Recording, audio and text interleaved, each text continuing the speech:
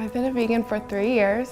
I first became vegan when I was a sophomore in college. I've been a vegan for like 3 months, but a vegetarian for 8 to 12. I've been vegan for about 2 weeks now, so rather recently. My freshman year of college, the first semester, Environmental Science Club was hosting a documentary called Cowspiracy. And so pretty much the documentary was like, you know, you can't really be an environmentalist if you're not vegan. And I was like, okay, well, I guess I gotta be vegan. So like, I went from eating a burger every day, a burger like pizza every day, to being vegan.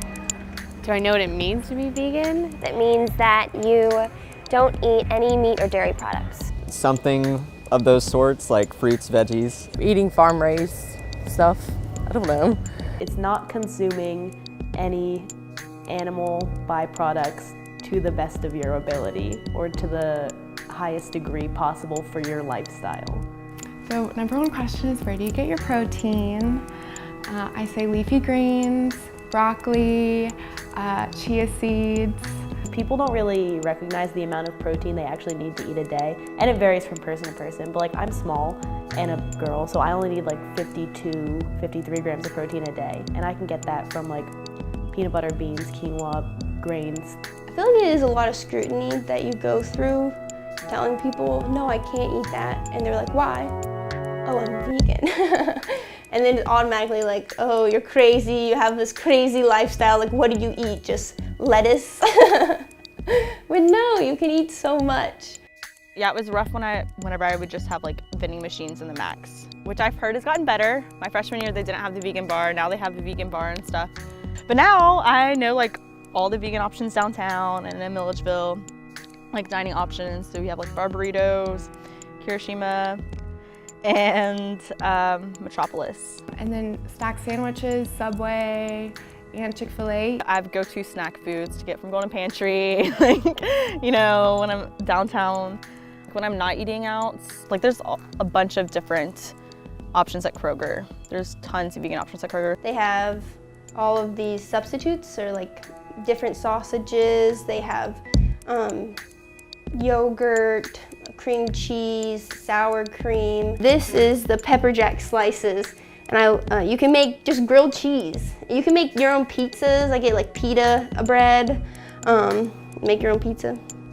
This, I would always make little yogurt parfait stuff in the morning, so this helps with having yogurt in your life. Like I get frozen burritos when I'm needing something quick, and they're pretty yummy. I get all of my foods that are on the go if I have like 30 minutes in between classes.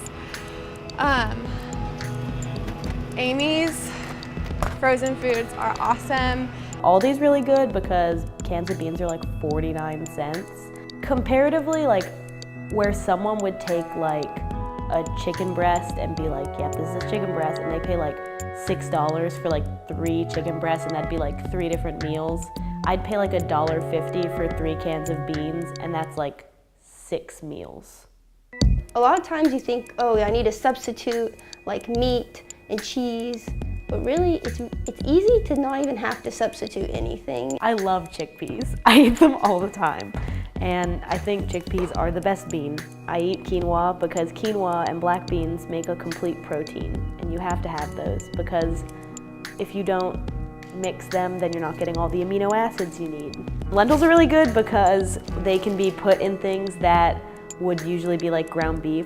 So like I usually do like lentils, and I'll do like sloppy joe sauce, or I'll just make like sloppy joes with them. That's good.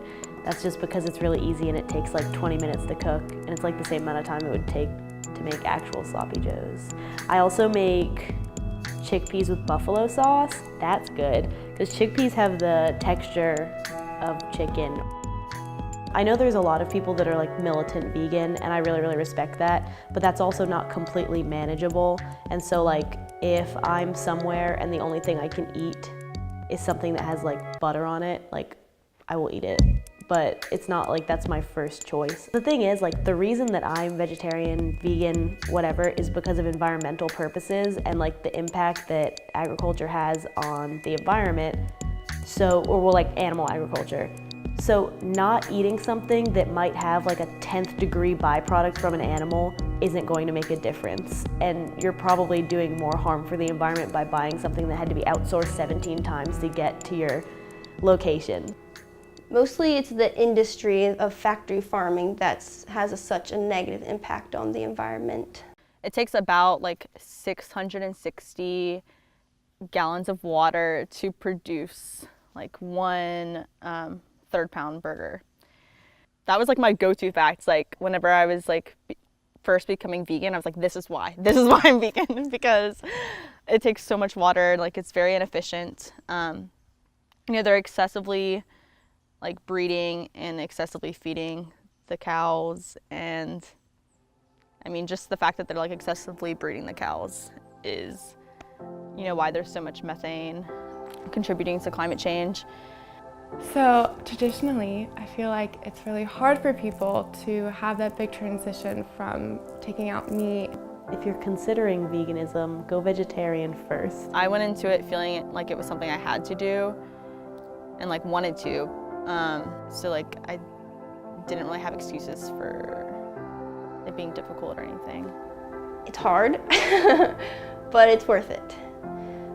Especially knowing the impact that you'll have just as one person. Your carbon footprint decreases drastically. I feel like I've been surrounding myself with people who are more open to that type of diet lifestyle, so it kind of encouraged me. If every one person were to do something, then it changes something. But if every one person was like, well, I can't do anything, then nothing happens. I guess you have to look big picture and think that like I'm making this sacrifice, but like if I look around, like number one, if you do it, other people are more willing to do it. And also it's something that you should do just because you care about it, not just because you're like, well, no one will notice that I stopped climate change. I would ask them, do you want to try and live a harmless life? Like, what negative things can come out of living harmlessly?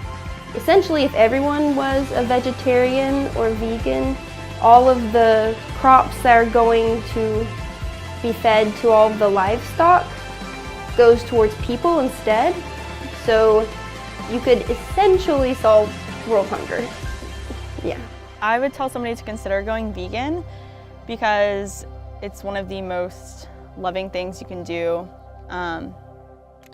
you know, in life in general, because you're being loving to all animals, to the earth, and like consequently to other people, because you know, environmental justice is social justice. Like when we contribute to climate change here, it's affecting people elsewhere and here, but especially elsewhere. So.